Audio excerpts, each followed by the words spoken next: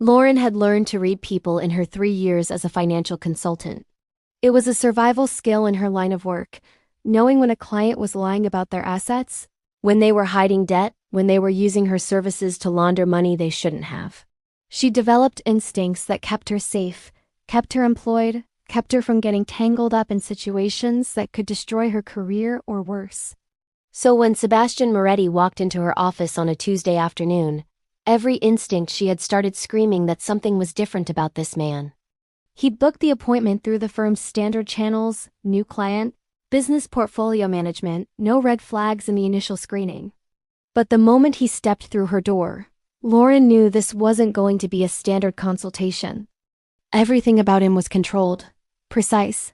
The way he moved, the way he dressed, the way his dark eyes swept across her office, cataloging every detail in seconds.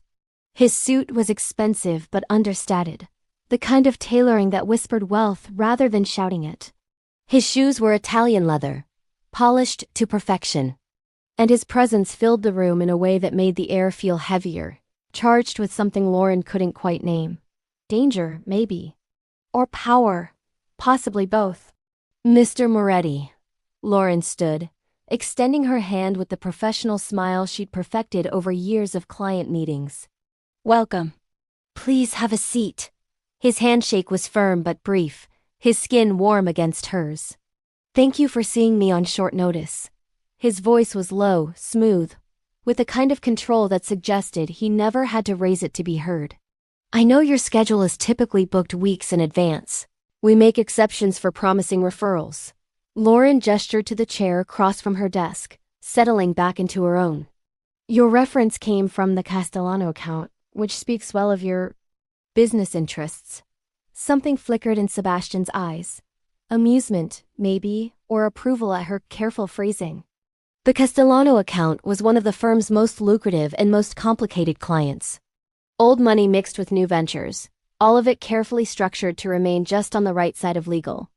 Victor speaks highly of your discretion, Sebastian said, settling into the chair with the kind of ease that suggested he was comfortable anywhere. That's important to me. Discretion is what I provide. Lauren pulled up a new client file on her computer, fingers moving across the keyboard with practiced efficiency. Why don't you tell me what brings you here? What are you looking for in terms of financial management? Sebastian was quiet for a moment, studying her with an intensity that made her want to look away. She didn't. Years of dealing with powerful men had taught her that looking away was interpreted as weakness, and weakness was an invitation to be controlled. I have multiple business interests that need consolidation, he said finally. Holdings in real estate, private security, consulting services, some international investments. I need someone who can structure everything efficiently while maintaining privacy. It sounded legitimate. Almost too legitimate, the way he phrased it. Lauren's instincts hummed with warning. When you say privacy, she asked carefully, are we talking about legal tax optimization or something more complicated? Legal. There was that flicker of amusement again. I'm not asking you to help me hide anything illicit, Lauren. May I call you Lauren?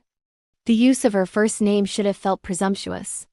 They'd known each other for less than 5 minutes. But the way he said it, carefully like he was testing how it sounded, made it feel less like presumption and more like something else. Something that made her chest tighten uncomfortably. Of course, she said, keeping her voice professional. And yes, I can help with legal structuring.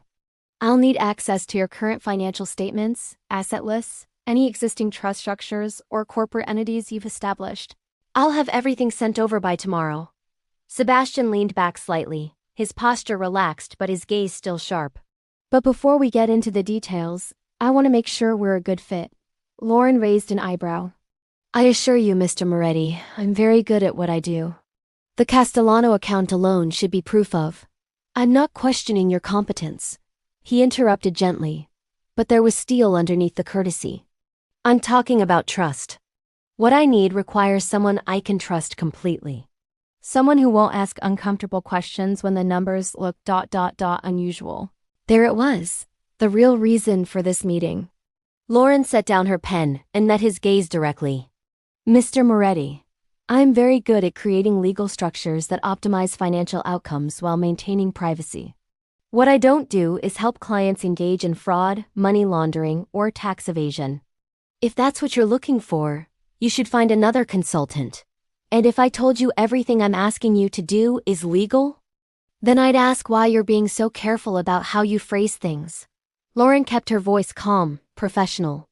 I'm not naive, Mr. Moretti.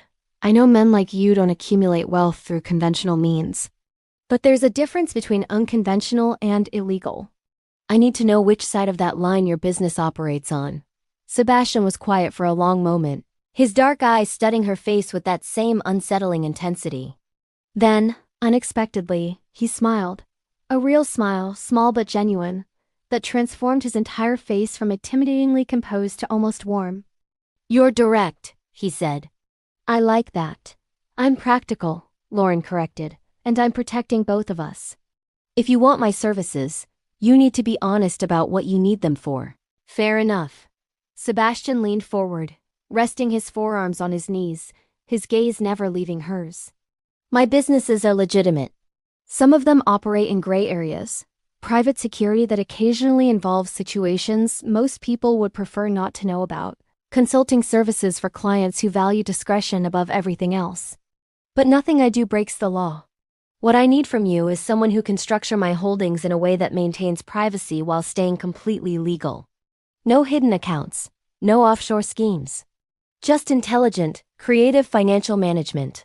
It sounded plausible. More than plausible, actually. And if it was true, it would be exactly the kind of challenging, high-value work that Lauren excelled at.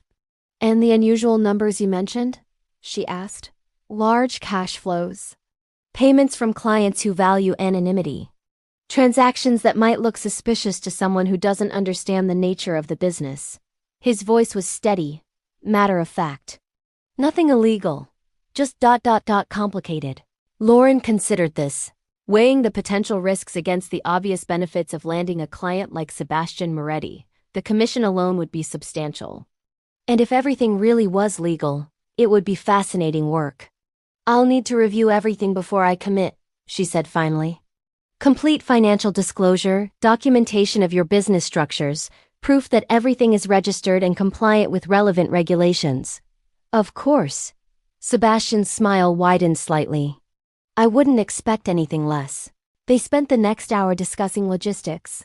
What documents he'd provide, what timeline she needed to review everything, what her fee structure would be. It was all perfectly professional, perfectly normal, exactly like any other new client meeting. Except for the way Sebastian kept looking at her.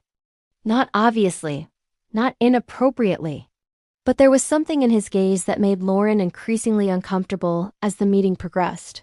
Like he was seeing past her professional demeanor, past the confident consultant persona she carefully constructed, past all her defenses to something underneath that she didn't want anyone to see. You're very good at this, Sebastian observed at one point, as Lauren was explaining her approach to asset consolidation. Very controlled. Very professional. That's my job. Lauren kept typing notes, not looking up. Clients need to trust that I know what I'm doing. It's more than that. His voice was quiet but certain. You've built walls. Very good ones. Most people probably don't even notice them. Lauren's fingers stilled on the keyboard. She looked up slowly, meeting his gaze. I'm not sure what you mean. Yes, you are. Sebastian's expression was unreadable. You know exactly what I mean. The question is whether you're going to acknowledge it or pretend you don't. Her heart was pounding now, though she couldn't have said why. Mr. Moretti, I think we should focus on. You're exhausted, he said quietly. Not physically, though I suspect you don't sleep well. Emotionally. You've been running on empty for a long time, haven't you? The observation hit like a physical blow. Lauren forced herself to maintain her professional expression, forced her voice to stay steady. I appreciate your concern, but my personal life isn't relevant to. It's not concern. Sebastian interrupted gently. It's recognition. I know what it looks like when someone is carrying more than they should. When they're one bad day away from falling apart, but too disciplined to let it show. You don't know anything about me. The words came out sharper than Lauren intended. Don't I? He tilted his head slightly, still watching her with that unnervingly perceptive gaze. You're successful, competent, respected in your field. You work long hours. Probably volunteer for the difficult clients because the challenge distracts you from whatever you're trying not to think about. You've built a life that looks good from the outside, but inside ... double quotes, he paused. Inside, you're barely holding it together. Lauren stood abruptly, her professional composure cracking. I think we're done here. Are we? Sebastian didn't move from his chair. Didn't seem fazed by her reaction. Because I came here for financial consulting, yes. But I also came because Victor told me you were someone who understood discretion, who could be trusted with complicated situations, who wouldn't judge or make assumptions. His dark eyes held hers. Someone like me. Someone like you, Lauren repeated slowly. Someone who's learned to function with pain they don't talk about. Sebastian's voice was soft but certain. Someone who's built a life around maintaining control because losing it isn't an option. Someone who's very, very good at pretending everything is fine. The accuracy of his assessment was terrifying. How could he possibly see all of that after one meeting? How could a stranger read her so easily when people she'd known for years never noticed anything was wrong? Why are you really here? Lauren asked quietly. Sebastian stood then, moving with that same controlled grace, closing the distance between them, until he was standing just on the professional side of too close. Because Victor told me you were the best at what you do. And because when I researched you, when I read about your work and your reputation, I recognized something in the way people described you. He paused. They said you were professional, brilliant, completely reliable. What they didn't say was warm or personable or approachable. And that told me everything I needed to know. Which is? That you're like me. His voice dropped lower. Isolated by choice. Protected by walls. Functioning despite carrying weight that would break most people. Something flickered in his expression, understanding, maybe, or sympathy. I need a financial consultant, yes. But I also need someone who won't ask questions about why my life is structured the way it is. Someone who understands that some things are private for reasons that have nothing to do with legality and everything to do with survival. Lauren's breath caught. She should tell him to leave. Should end this meeting. Decline his business, maintain professional boundaries. But there was something in his words, in the way he was looking at her, that made it impossible to turn away. You still haven't told me, she said quietly, why you're talking about this. Why you're not just keeping this professional. Because I think we can help each other. Sebastian's gaze was steady, intense. I need someone I can trust with my financial affairs. And you need someone who sees past the walls and doesn't push. Who understands that some pain isn't meant to be fixed, just acknowledged. You're making a lot of assumptions about me. Am I wrong? Lauren wanted to say yes. Wanted to deny everything he was saying, to rebuild her professional mask and pretend this conversation had never happened. But she couldn't, because he wasn't wrong. About any of it. I'll review your documents, she said finally, her voice carefully controlled. If everything is legal and documented properly, I'll take you on as a client. But Mr. Moretti? What you just said, what you observed about me, that doesn't happen again. When you're here, we talk about finances. Nothing else. Sebastian studied her for a long moment, then nodded slowly. If that's what you need. It is. Then that's what we'll do. He pulled a card from his pocket, matte black. Minimalist, with just a phone number embossed in silver, and set it on her desk. That's my direct line. When you've reviewed everything and made your decision, call me. He turned to leave, and Lauren felt something uncomfortably like relief mixed with disappointment.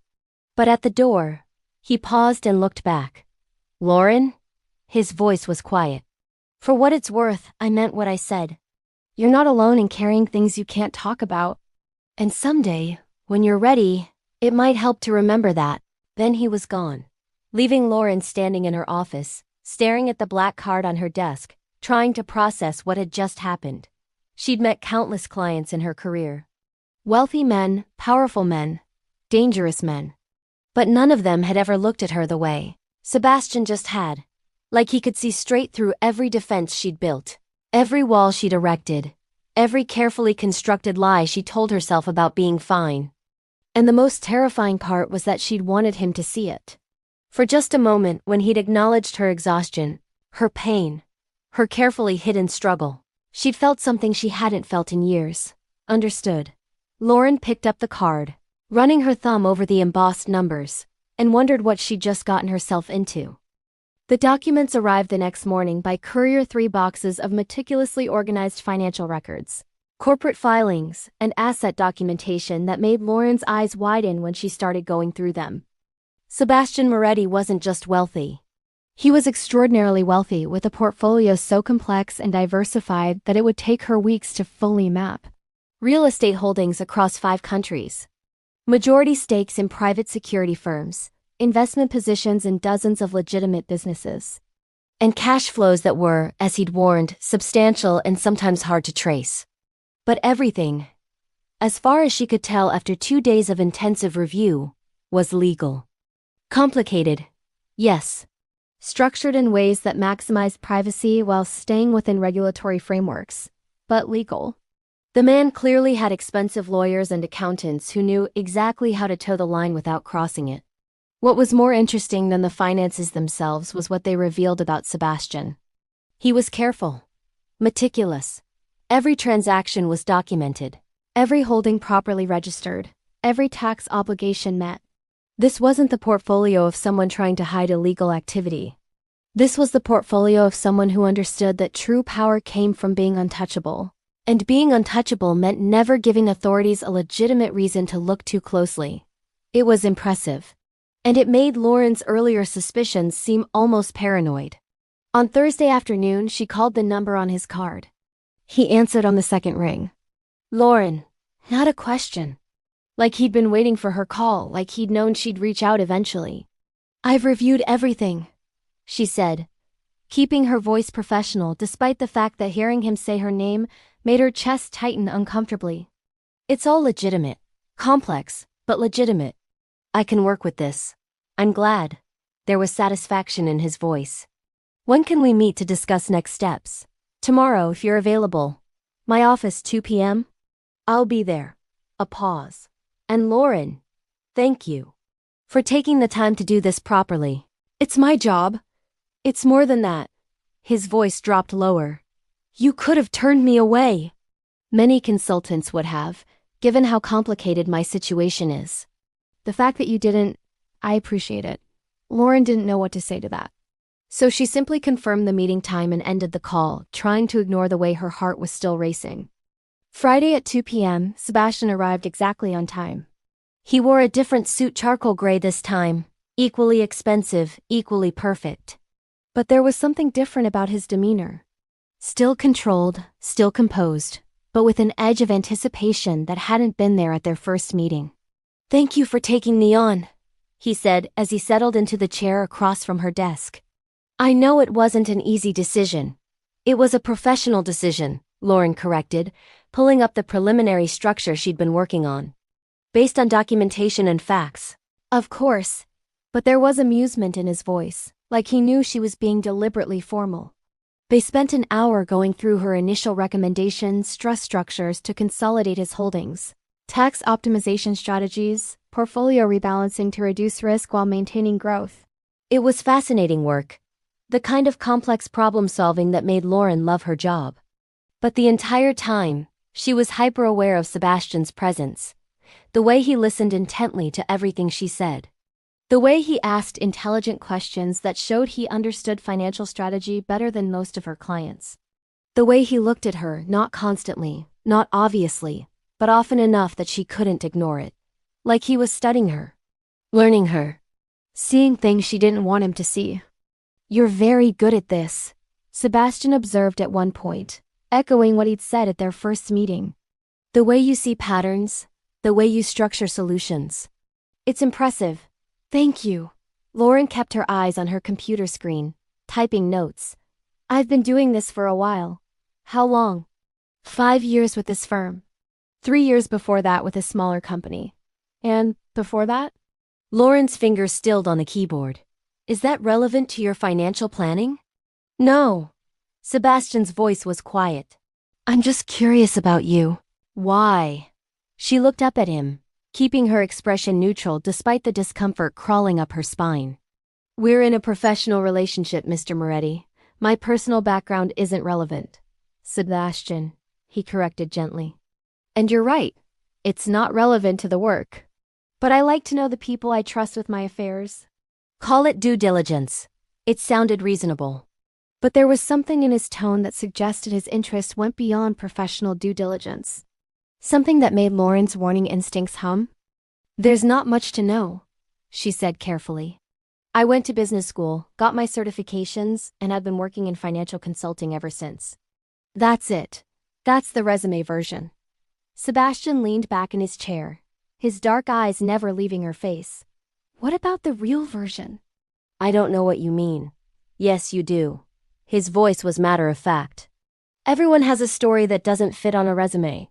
The reasons they chose their career, the experiences that shape them, the things that drive them beyond just professional ambition." Lauren set down her pen deliberately, meeting his gaze. "Mr. Moretti." "Sebastian. I meant what I said at our first meeting. When you're here, we talk about finances. Not my personal life, not my motivations. Not anything that isn't directly relevant to managing your portfolio. And if I said your personal life is relevant?" Sebastian's expression was serious. "Because the person managing my money needs to be stable, trustworthy, not carrying burdens that might affect their judgment." It was a manipulation tactic. Lauren recognized it immediately, the way he framed his curiosity as professional concern, creating a justification for questions that had nothing to do with business. She'd seen clients try it before, usually as a prelude to more aggressive boundary violations. But something about the way Sebastian said it felt different. Like he genuinely believed what he was saying, or like he was testing whether she'd call him on it. "My judgment is fine," Lauren said firmly. "My work speaks for itself. If you have concerns about my stability or trustworthiness, you should find another consultant. But if you choose to work with me, you need to respect the boundaries I've set." Sebastian was quiet for a long moment, his gaze searching her face. Then, surprisingly, he nodded. "You're right. I apologize." That was inappropriate. The apology caught Lauren off guard. Men like Sebastian, wealthy, powerful, accustomed to getting what they wanted, didn't usually back down when challenged. They pushed harder, tested boundaries, tried to leverage their position. But he just apologized, and he seemed to mean it. "Thank you," she said, some of the tension leaving her shoulders. "I appreciate that. I do have a tendency to overstep," Sebastian admitted. "Occupational hazard of being in control most of the time. I forget that not everyone is comfortable with the same level of directness. Directness is fine. Invasion of privacy isn't." "Noted." He smiled slightly. "I'll try to remember that." They returned to discussing his portfolio, and for the next 30 minutes, Sebastian was the perfect professional client, engaged, intelligent, respectful of boundaries. But Lauren couldn't shake the feeling that something had shifted between them during that exchange. He'd tested her, and she'd stood her ground. And instead of being put off or offended, he seemed pleased, like she'd passed some kind of evaluation she hadn't known she was taking. It should have made her uncomfortable. Should have been a red flag that this client relationship was more complicated than it appeared. But instead, Lauren found herself oddly satisfied. Like she'd proven something, not just to Sebastian but to herself. As the meeting was wrapping up, Sebastian pulled out his phone to check his calendar. "When should we meet next?" "I assume you'll need a few weeks to implement these initial structures?" 3 weeks should be enough to get the trusts established and begin the asset transfers. Lauren was already noting tasks in her project management system. "We can meet again after that to review progress and discuss the next phase." 3 weeks. Sebastian's mouth curved in what might have been amusement. "That's a long time." "That's how long proper financial restructuring takes." "I'm aware." He stood, and Lauren tried not to notice how his height and presence seemed to fill her office. "But I was hoping we might have occasion to meet before then." "For professional purposes, of course." "What professional purposes?" "I have a situation developing with one of my security contracts. International client, complex payment structure. I'd value your input on how to handle the financial side, while maintaining appropriate discretion. His dark eyes held hers. It would require dinner. Tomorrow evening, if you're available. Somewhere quiet where we can discuss details without being overheard. Every instinct Lauren had screamed that this was a bad idea. That agreeing to dinner with Sebastian Moretti, no matter how professional the pretext was, crossing a line she shouldn't cross. That she should decline politely and maintain strict boundaries. But she heard herself saying, "What time?" 7. "I'll send a car for you." He was already moving toward the door, like he'd known she would agree. "Dress is business casual. The restaurant is upscale but not formal." "Mr. Moretti." He turned back, and the look in his eyes made her breath catch. "Sebastian and Lauren, I meant what I said.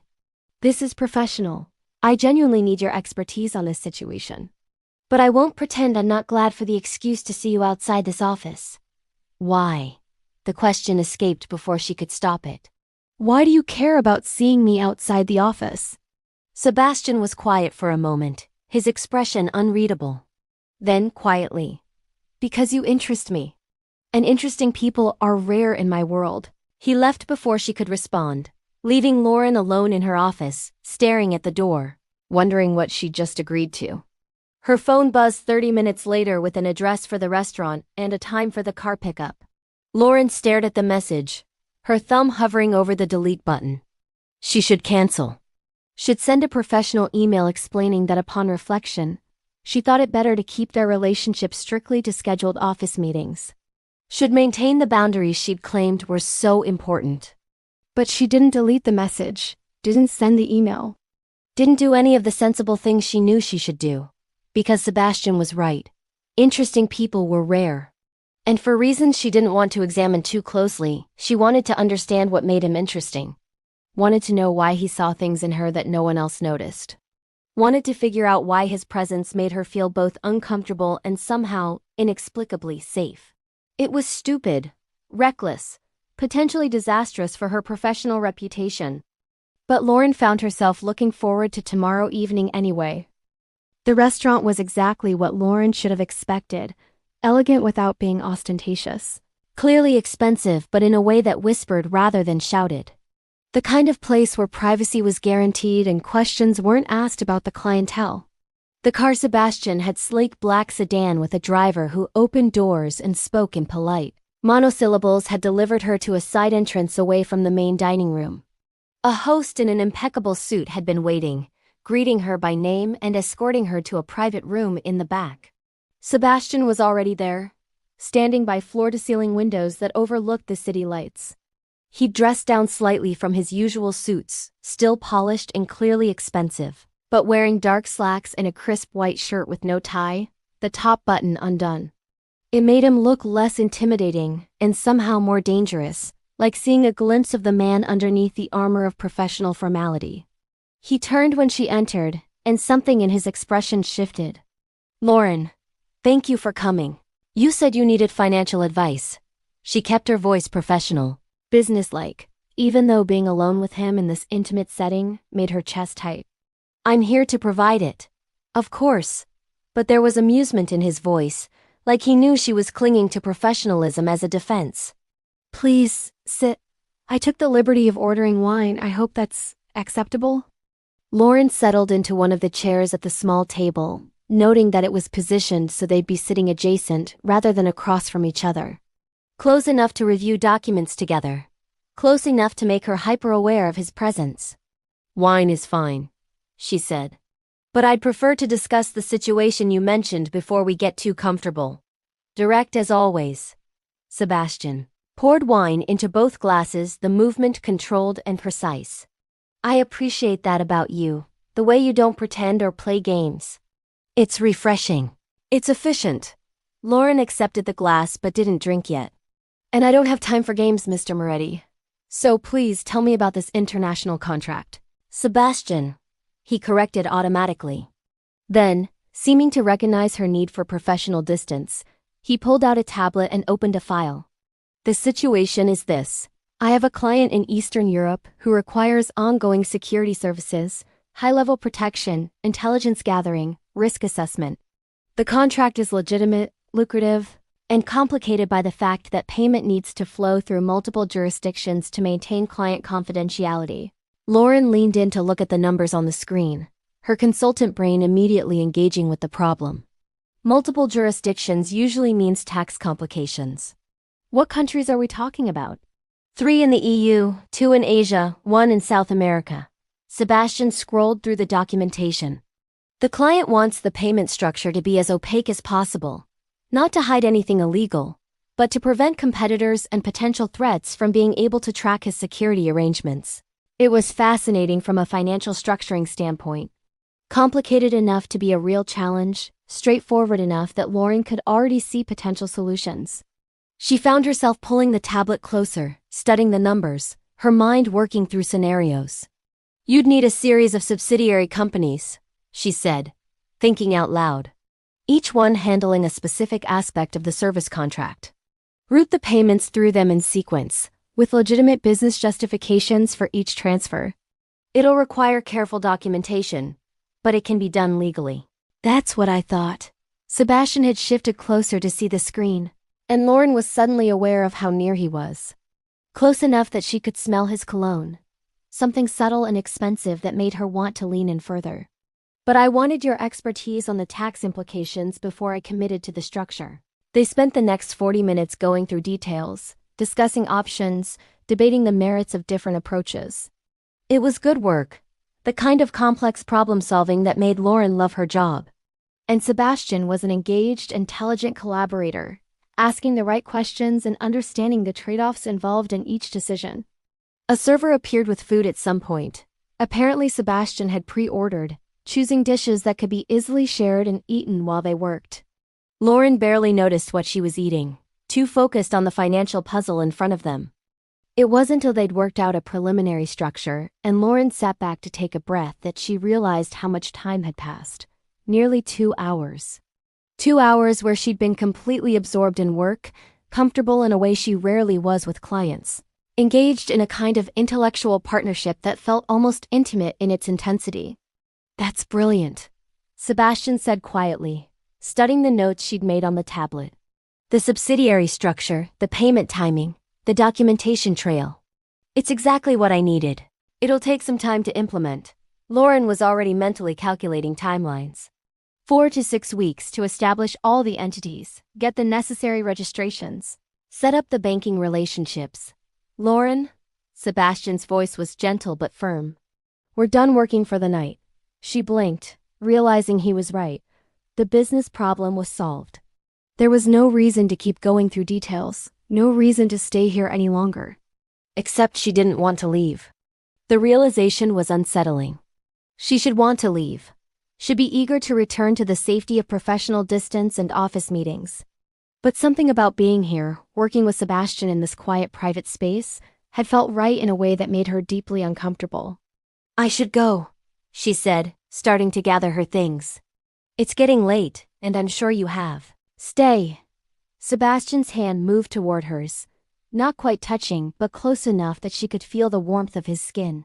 "Please, we've been working for 2 hours. Let's just talk. Like people, not consultant and client." "That's not a good idea." "Why not?" His dark eyes held hers, searching. "Because you're afraid of what might happen if we're not hiding behind professional roles." The accuracy of his observation made Lauren's breath catch. "That's not." "It is." Sebastian's voice was quiet but certain. "You've been different tonight. More relaxed, more yourself. The walls you keep up in your office, they've been lower. And that terrifies you, doesn't it?" Lauren wanted to deny it, wanted to rebuild those walls right now and retreat behind professional formality. But she couldn't, because he was right. Again, like he'd been right about everything else he'd observed about her. "Why do you do that?" she asked quietly. "Why do you see things about me that you shouldn't be able to see?" "Because I recognize them." Sebastian leaned back in his chair, putting a little more distance between them like he understood she needed space. "I told you before, I know what it looks like when someone is carrying more than they should. Because I've carried it too." "What are you carrying?" The question hung in the air between them. Sebastian was quiet for a long moment, his expression unreadable. Then, surprisingly, he answered. Responsibility I didn't choose but can't put down. A business empire built on my father's violence that I've spent years trying to transform into something legitimate. The knowledge that no matter how hard I work to be different from him, people will always see me as dangerous because of what he was. His voice was controlled, but there was pain underneath. Loneliness that comes from being unable to trust anyone because everyone either wants something from me or fears me. The honesty in his words hit Lauren like a physical blow. This was real, not a manipulation tactic or a strategy to get closer to her. This was Sebastian, stripped of the controlled mask he wore, showing her something true about himself. "I'm sorry," she said quietly. "Don't be sorry. Just understand that when I look at you and see someone carrying weight they don't talk about, I'm not prying or manipulating. I'm recognizing something I live with every day." He paused. "And maybe hoping that I'm not as alone in it as I thought." Lauren's chest felt tight. She should still leave. Should thank him for dinner and the interesting business problem and return to the safety of professional distance. But she couldn't make herself stand up, couldn't make herself walk away from this moment of unexpected connection. "What do you see?" she asked instead. "When you look at me, what weight do you think I'm carrying?" Sebastian studied her carefully, like he was deciding how honest to be. Then, "I see someone who survived something that broke them, who rebuilt themselves into someone functional and successful, but who never really healed. I see walls built so carefully that most people think they're just professionalism, but they're actually protection." He paused. "And I see exhaustion, not physical, emotional. The kind that comes from maintaining those walls every single day, never letting anyone close enough to see that underneath, you're barely holding it together." Tears prickled at the back of Lauren's eyes. She blinked them back furiously, maintaining control through sheer force of will. "You don't know what you're talking about, don't I?" Sebastian's voice was gentle. "Then tell me I'm wrong. Tell me you're not exhausted from pretending everything is fine. Tell me you don't go home at night and wonder how much longer you can keep this up." Lauren couldn't, because he wasn't wrong about any of it. "Why are you doing this?" she asked, her voice barely above a whisper. "Why are you pushing this?" "Because I think you need someone to see you." Sebastian's dark eyes held hers with an intensity that made it hard to breathe. "Really see you. Not the consultant, not the professional, but the person underneath who's been alone for too long and doesn't know how to stop being alone. And you think you're that person, the one who sees me. I think I could be." He paused. "If you'd let me." The offer hung in the air between them, weighted with implications that Lauren was afraid to examine. This was crossing so many lines: professional, personal, emotional lines that she'd spent years building specifically to protect herself from moments like this. But God, she was tired. Tired of being alone. Tired of pretending she was fine. Tired of maintaining walls that kept everyone at a distance because letting anyone close meant risking the kind of pain she'd barely survived the first time. And Sebastian was offering something she hadn't had in years: the possibility of being known, of being seen, of not having to carry everything by herself. It was terrifying and tempting and absolutely, completely inadvisable. "I don't know if I can," Lauren admitted quietly. "Let someone see me. I don't know if I remember how. Then we'll figure it out together." Sebastian's voice was soft but certain. No pressure. No expectations, just ... Two people who understand what it's like to be alone, trying not to be alone anymore. Lauren looked at him, really looked at him, and saw the truth in his words. He was alone too. Maybe as alone as she was. And maybe that's what made this different from every other boundary-pushing client or interested man who'd tried to get close over the years. Sebastian wasn't trying to take something from her. He was offering something: connection, understanding, the possibility of not being alone. And maybe, just maybe, that was worth the risk. "Okay," she said quietly, but slowly.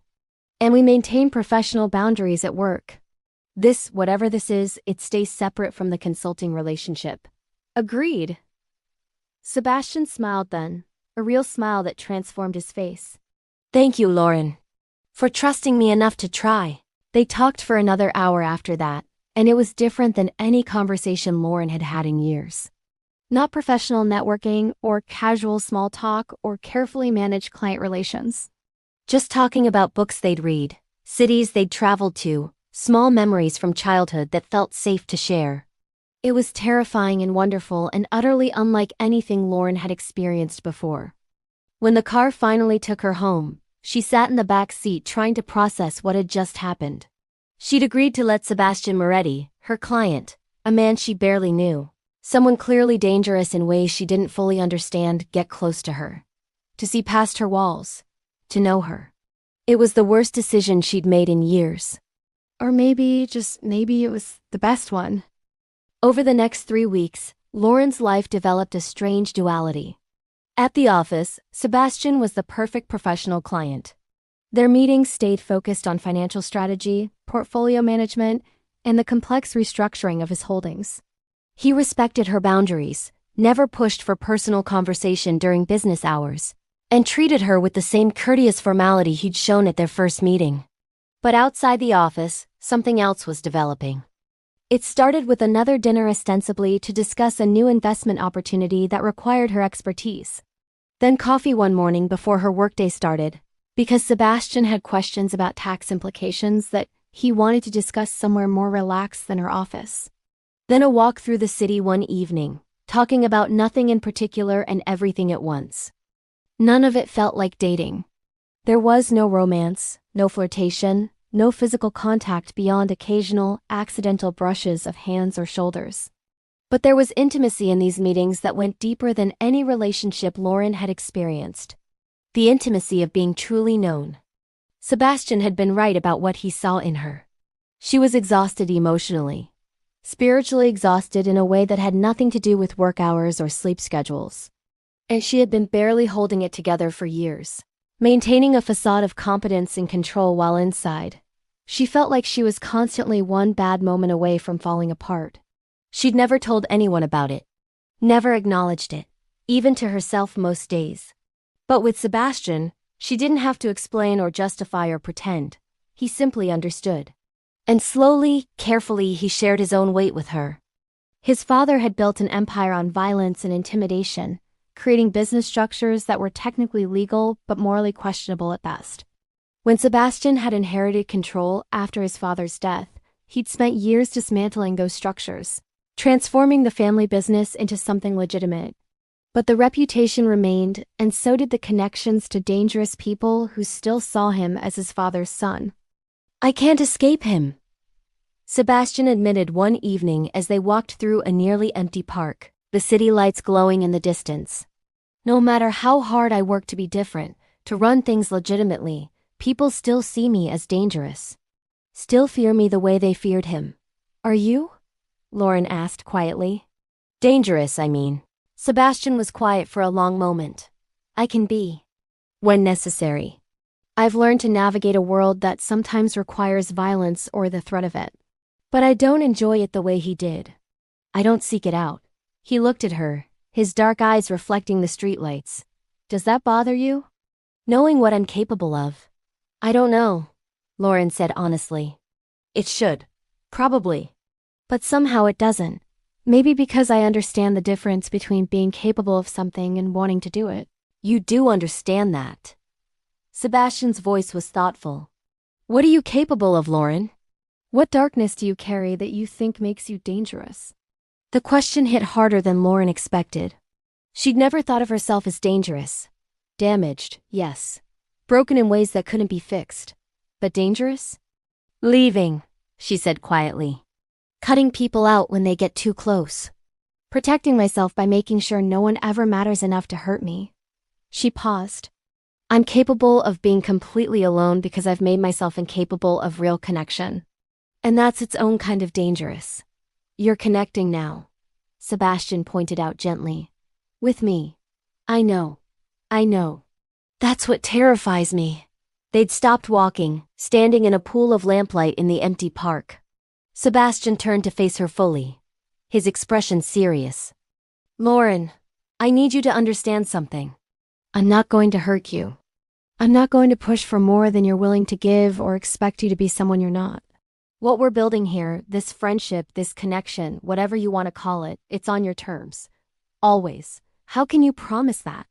Lauren's voice was barely above a whisper. You can't control how this develops, what happens between us. What if you let me in and I betray that trust? Sebastian finished quietly.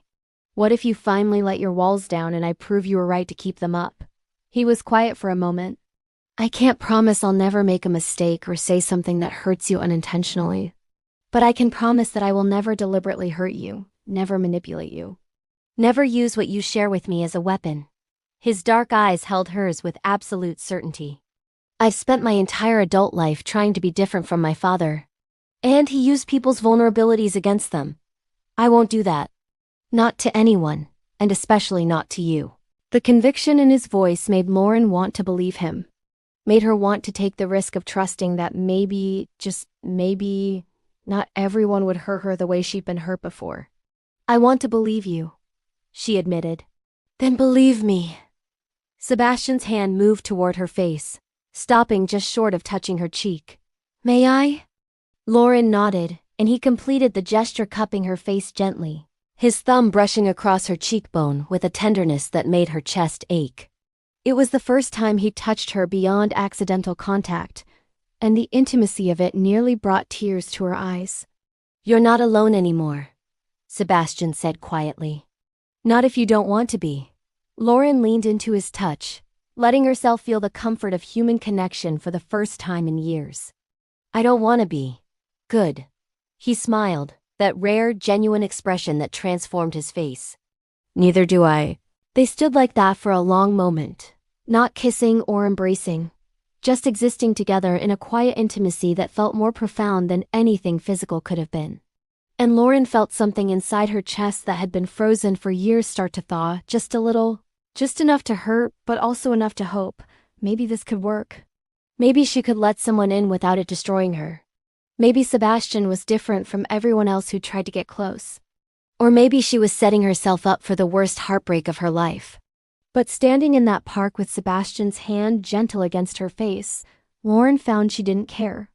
Because even if this ended badly, even if she got hurt, at least for now, for this moment, she wasn't alone. And after years of isolation, that felt like a miracle. The next morning, Lauren arrived at her office to find Diana waiting with a message. Sebastian Moretti called. He said there's been a development with his international contract, and he needs to meet with you immediately. He's on his way now. Lauren's stomach clenched. Something in Diana's tone suggested this wasn't about the business situation they'd discussed at dinner. Something had happened. Sebastian arrived 15 minutes later, and the moment Lauren saw his face, she knew her instinct was right. His expression was controlled, but there was tension in his shoulders that hadn't been there the night before. Something was wrong. What happened? She asked the moment her office door closed behind him. The client I told you about, the Eastern European security contract. Sebastian's voice was tight. He was arrested this morning. International fraud charges. Which means every business relationship he has is going to be investigated, including his contract with my firm. Lauren's consultant brain immediately started running through implications. Are you implicated in the fraud? No, everything I did for him was legitimate. But the payment structure you helped me design, double quotes, he met her eyes. It's going to look suspicious to investigators. Like I was helping him hide money. But we documented everything. Created a legitimate business justification for every transaction. I know. Sebastian ran a hand through his hair, disrupting his usually perfect appearance. And legally, we're clean. But perception matters. If this goes public, if investigators start asking questions about my business practices, double quotes, he trailed off. But Lauren understood. Sebastian had spent years trying to distance himself from his father's reputation. An investigation, even one that ultimately cleared him, could undo all that work. Could reinforce the narrative that he was dangerous, questionable, someone to be feared rather than trusted. What do you need me to do? Lauren asked. Sebastian looked at her, and something in his expression made her chest tight. Nothing. This isn't your problem, Lauren. I'm not here to ask you to get involved or take any risk on my behalf. I just needed you to know what was happening because it might affect the work we're doing together. You're firing me as a client? The thought made her feel hollow in a way that had nothing to do with professional considerations. No, God, no. Sebastian moved closer, his voice urgent. I'm giving you the option to step back if you want to. If being associated with me right now is a risk you're not willing to take, I'll understand. We can suspend our professional relationship until this is resolved. And our personal, whatever this is between us, that can stay separate if you want. Lauren studied his face, seeing the carefully controlled fear underneath his composed exterior. He was terrified not of legal consequences but of losing her. Of having this investigation drive her away before they'd even figured out what they were to each other. And maybe it should drive her away. Maybe the smart thing to do was exactly what he was offering: step back. Protect herself. Wait until his legal situation was resolved before deciding whether to continue any kind of relationship. But Lauren had spent her entire adult life being smart. Being cautious. Protecting herself by never taking risks that might lead to pain. And she was tired of it. Tired of being alone. Tired of letting fear make all her decisions. I'm not going anywhere, she said firmly. Sebastian's breath caught. Lauren, I'm not going anywhere, she repeated. Professionally or personally, we're going to handle this together. I'll review all the documentation. Make sure everything is absolutely airtight. Help you prepare for any questions investigators might have. And you're going to stop treating me like I'm fragile or easily scared off. You could get pulled into the investigation. Then I'll deal with it. Lauren moved closer, reaching for his hand the first time she'd initiated physical contact between them. You told me last night that I'm not alone anymore. That works both ways, Sebastian. You're not alone either. So we're going to handle this together, and you're going to stop trying to protect me from the complications in your life. Sebastian looked down at their joined hands, and when he met her eyes again, there was something raw and vulnerable in his expression that made her breath catch. I don't deserve you. You don't get to decide that. Lauren squeezed his hand. Now sit down and walk me through everything about this client and the contract. We've got work to do. They spent the next 4 hours going through every document, every transaction, every piece of the structure Lauren had designed. It was all clearly documented, with legitimate business justifications that would hold up to scrutiny. But Sebastian was right that the perception could be damaging. We need to get ahead of this, Lauren said finally.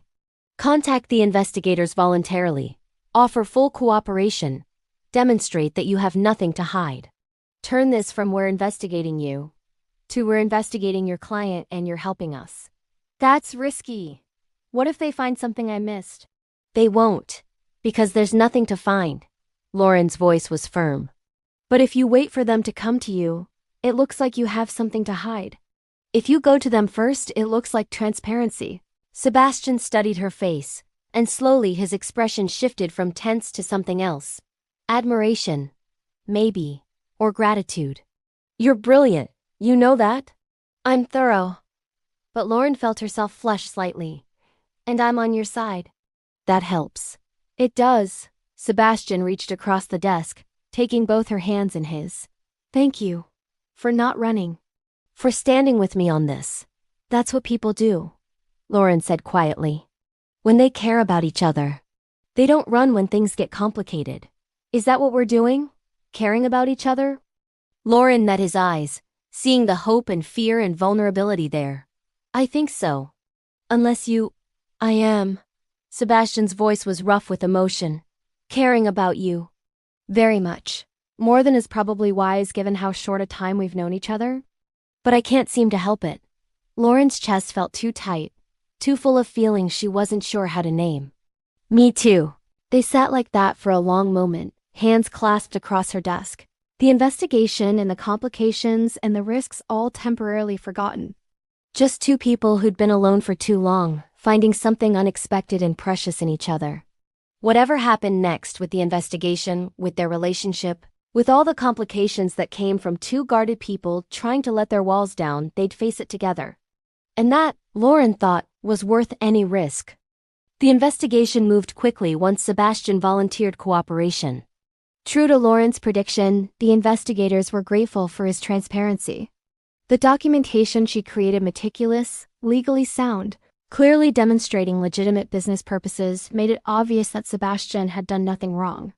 He'd provided a service to a client who turned out to be engaged in fraud elsewhere, But Sebastian's work had been completely above board. Within 2 weeks, investigators confirmed they had no concerns about Sebastian's business practices. The case was closed as far as he was concerned. But those 2 weeks were some of the most intense of Lauren's life.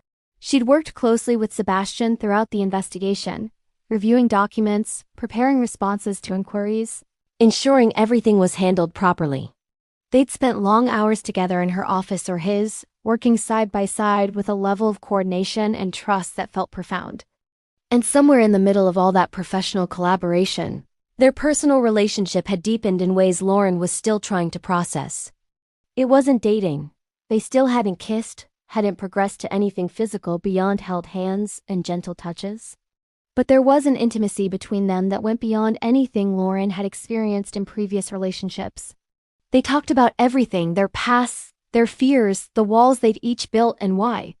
They shared vulnerabilities and hopes and moments of unexpected humor that made all the heavy emotional work feel less daunting. Sebastian told her about his father's violence, about the years of trying to earn approval from a man who was fundamentally incapable of giving it, about the relief and guilt that had come with his father's death. Lauren told him about the relationship that had broken her, a man who'd seemed perfect at first but who'd slowly, methodically torn down her sense of self until she'd barely recognized herself anymore. About the years it had taken to rebuild after she'd finally found the strength to leave. They were both damaged, both carrying scars that would never fully heal. But somehow, being damaged together felt different than being damaged alone.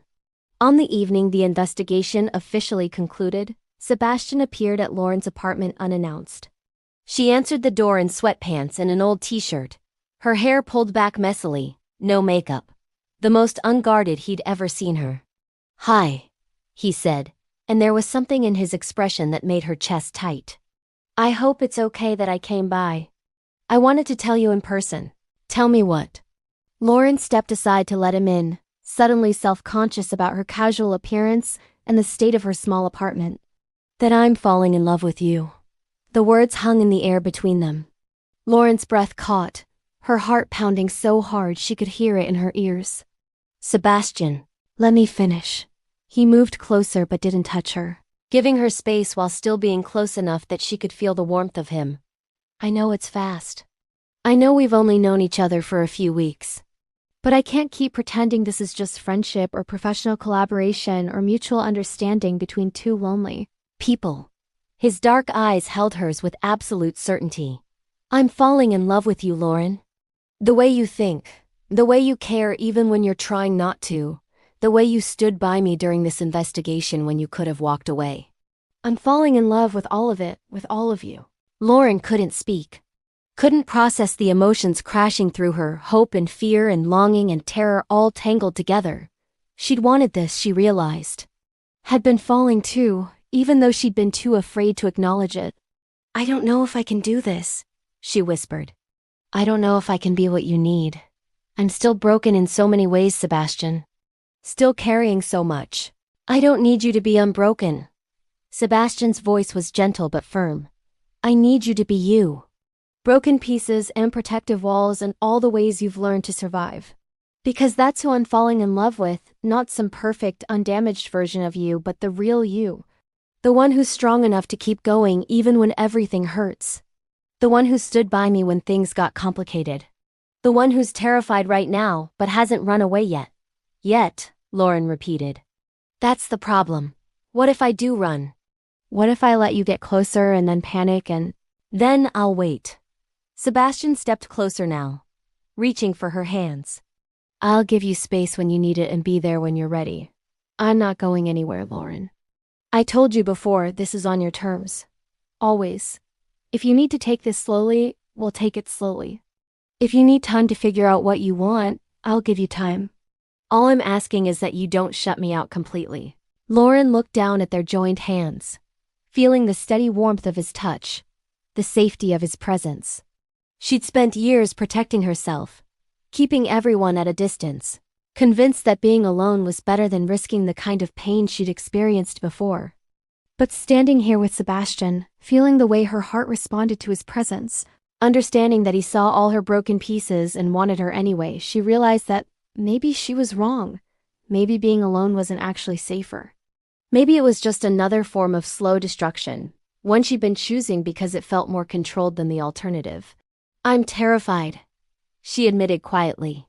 "So am I." Sebastian smiled slightly. "But I'd rather be terrified with you than safe and alone without you." Lauren took a shaky breath, then another. This was it, the moment where she either took the risk or retreated back behind her walls. Where she either chose the possibility of connection and all the vulnerability that came with it, or chose the familiar safety of isolation. She thought about the last few weeks. The way Sebastian had understood her without judgment. The way he'd respected her boundaries while also gently challenging her to push past them when she was ready. The way he'd shared his own vulnerabilities and fears, making himself just as exposed as she was. And she realized something. She was already in love with him too. Had been falling for weeks, even as she'd tried to convince herself it was just friendship or professional respect or mutual understanding. But it was more than that, so much more. "I'm falling in love with you too," she said quietly. "And that terrifies me more than anything." Sebastian's breath caught, and his grip on her hands tightened. "Lauren, but I'm tired of being afraid," she continued, the words coming faster now as she finally let herself say what she'd been feeling. "Tired of protecting myself from possibilities because they might hurt. Tired of being alone because alone feels safer than vulnerable. I don't want to be alone anymore, Sebastian. I want this, whatever this is, whatever it becomes. Even if it scares me. Even if I don't know how to do it. I want to try. We'll figure it out together," Sebastian said, his voice rough with emotion. "We'll take it one day at a time. And we'll communicate. And we'll be patient with each other's baggage and triggers and fears. And it won't be perfect, but it'll be real." "And that's more valuable than perfect." Lauren nodded, tears streaming down her face, now happy tears this time, not sad ones. "Okay, yes, let's try." Sebastian pulled her into his arms then, holding her carefully like she was something precious and fragile. Lauren let herself lean into him, let herself feel the safety and comfort of being held by someone who knew all her broken pieces and cared about her anyway. They stood like that for a long time, neither speaking, just being together. And Lauren felt something inside her chest that had been frozen for years finally, fully thaw. The walls she'd built so carefully, the defenses she'd maintained so vigilantly, they didn't disappear completely. They probably never would. But they became permeable, flexible, allowing Sebastian in while still keeping her safe. "Can I stay?" Sebastian asked quietly. "Not for anything physical. Just to be with you. We can watch a movie or talk or just exist in the same space. I just don't want to leave yet." "Yes," Lauren said immediately. "Stay." They moved to the couch, and Lauren found herself curled against Sebastian's side, with a naturalness that surprised her. They put on a movie neither of them really watched, too focused on the simple comfort of being close, of having someone to lean on after so long alone. At some point, Lauren fell asleep, really deeply asleep for the first time in months. And when she woke up hours later, still on the couch, still safe in Sebastian's arms, she felt something she hadn't felt in years. Hope. Not the fragile, terrifying hope of new possibilities, but something stronger. The solid, grounded hope that came from knowing she wasn't facing the future alone anymore. That she had someone who understood her completely and chose her anyway. That the walls she'd built to protect herself didn't have to mean permanent isolation. Sebastian was awake, watching her with a soft expression that made her chest ache in the best way. "Hi," she whispered. "Hi." His hand moved to brush hair from her face, the gesture gentle and intimate. "How do you feel?" "Scared," Lauren admitted. "But good. Is that strange?" "No," Sebastian smiled. "I feel exactly the same way." They stayed like that as dawn started to break outside Lauren's windows, holding each other, talking quietly about everything and nothing, building something new and fragile and precious between them. It wasn't perfect. They both still had walls, still had fears, still had broken pieces that would take time to heal. The investigation had shown them both how complicated their lives could be, how easily outside circumstances could threaten what they were building. But they were facing it together now. Two people who'd been alone for too long, who'd learned to survive by never letting anyone close. choosing vulnerability and connection over safety and isolation. And maybe, just maybe, that was the beginning of something extraordinary.